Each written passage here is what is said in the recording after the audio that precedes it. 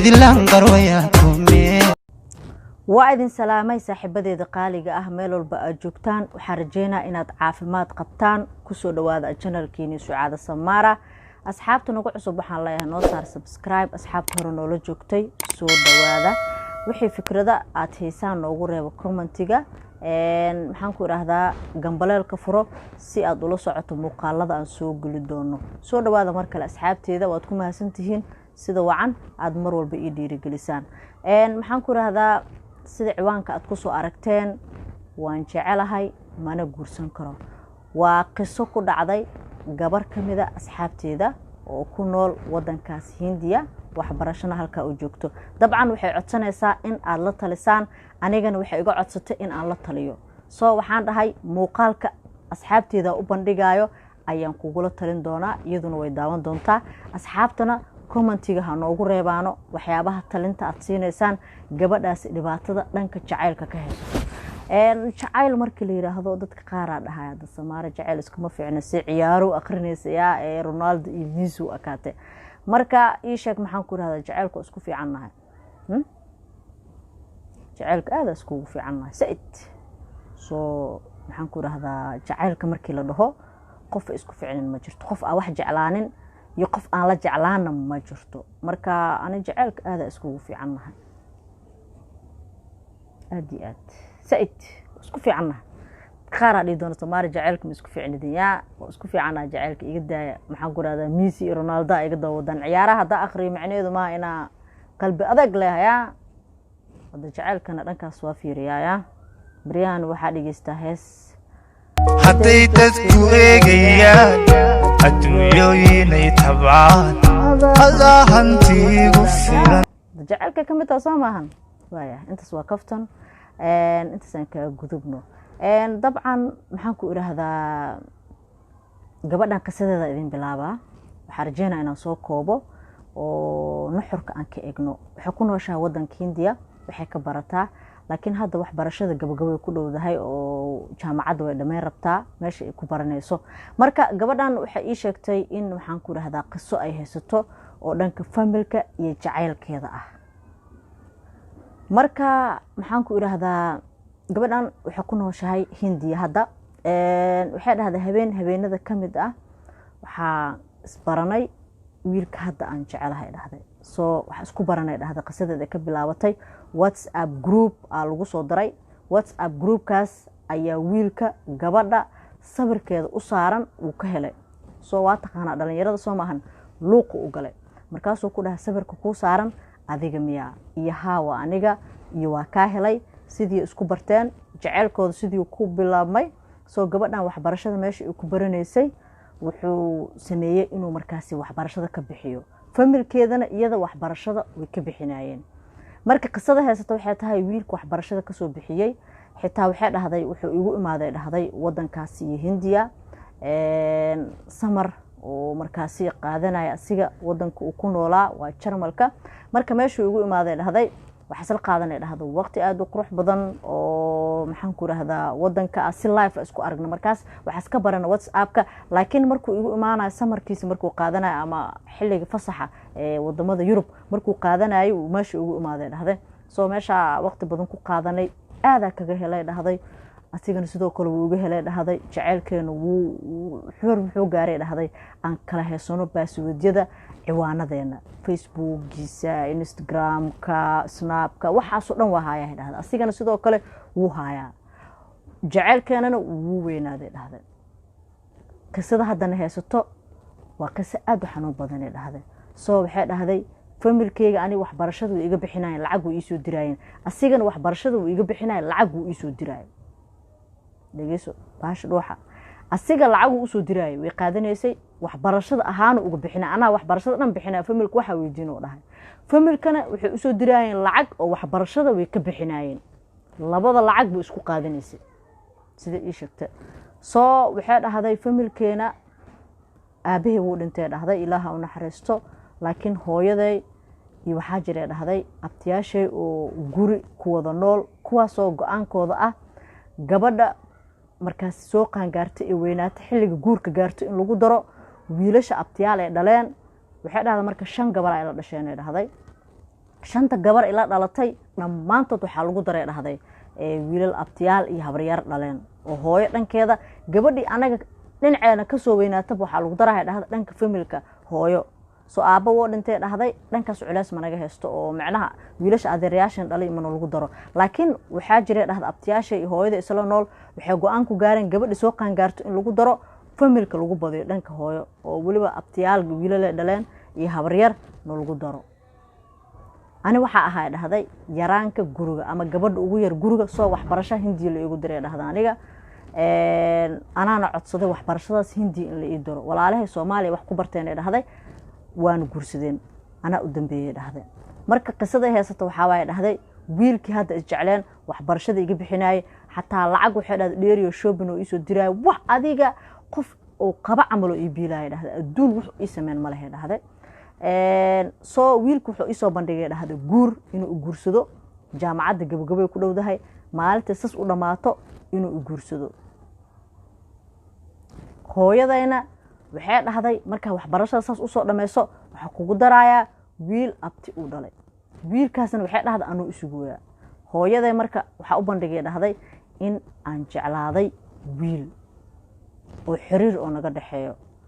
waxa ka codsaday inay iga deyso wiil abti oo dhalay inay ugu darto waxay dhahday xaaraanay ka tahay dhahday inay wiilkaas guursato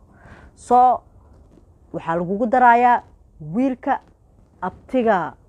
lagu daraaya wiilkii kale dhahday waxbarashada iga bixinaaye wax walba ii sameynaaye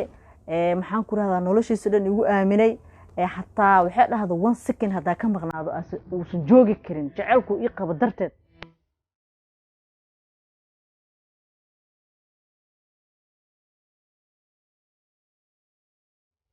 wiilkaasna ma dhaafi kara dhahday hooyadayna kama diidi karo inaa guursado wiilka abti oo dhalay oo waxay dhahday hadaa diido anoo intaas wax ku baraaye wiilkan abti oo dhalay in lagu daro oo guursan weydo anagina waa ku inkaaraya abtina waa ku inkaaraya inkaartaas ku daba socoto mana guursan kartid ana uma sheegi kari wiilkan inuu waxbarasho iga bixin jiray soo familka waxbarasho iga bixin jiray lacagtu soo diri jireen labada lacag ba isku qaadan jiray dhibaatadaas ku jira hay dhahday soo waxa rabaa inaan guursado wiilka aniga aan jeclaay hooyadayna aan ku qanciyo in wiilkaas iga deyso wax walba aan sameeyay weydiid waxay dhahday hadaa guursato ninkaas oo aan naga talaabsato oo naga tagto waxa dhici doonto in aan ku habaari doono abtino ku inkaari doono anigana ku inkaari doono inkaar ma doortaa mase jacayla doortaa hadal waalid ma diidi karo هذا الوالد ودي ذكرى حبارتك ودلا أنا مسكحدي أهدي وجوابيناتي سو فميل كمركي لده هايو إيو أبتي إنكار تودا ملو أتكسم كرو ولي هايو أبتين وعلمت ويل كان وقت يقولي وقت يجلسي وجعلي هاي أنت صورم بهدو اسمي وجعلي هاي يذن وجعش هاي يا أجرا marka waxay rabtaa la talinay rabtaa ani wali markii qisadaas iiga sheekaysay lama talin maadaama muuqaal ku soo bandhiga igu tiri asxaabta u bandhig waxaan dhahay asxaabta hortooda ayaa ku soo bandhigaya waxa kugu la talinayo hadda dhibana idinkan waxa rajeena in la soo talisaan gabadha ani waxa dhihi lahaa abaa horta familka markii la dhaho way xanuun badan tahay in ka go'do waliba inkaar uga go'do soo hooyada iyo abtiga hadii ay ku inkaaraan ma degaya reerka u go'day aad dhisayso adigana waliga ma degaysid soo inkaarta aad u nacbaa ani wayna xanuun badan tahay ina waalidka ka inkaarsato ani waxa dhihi lahaa naxariista ilaah laga maqoosto mar walbana waxa fiican maxaan ku raahdaa familkaaga ina ku qanciso in wiilkan aad jecesha aad gursanayso soo hooyo wac oo maxaan ku raahdaa uga sheekay waxyaabaha uu ku sameeyay laakiin waxay dhahday uma sheegi karin inuu waxbarasho iga dhiibay dhahday okay waxbarasho ma ka dhiibeen laakiin ku dhahay wuxuu ii sameyn jiray sida mobile uu siiyay maxaan ku raahdaa wuuna ii gaday dhahday mobile-ka kale uga sheekay mobile uu soo gaday lacag shopping maxaan ku raahdaa iyo wuxuu ii soo diri jiray وقف جعل وقف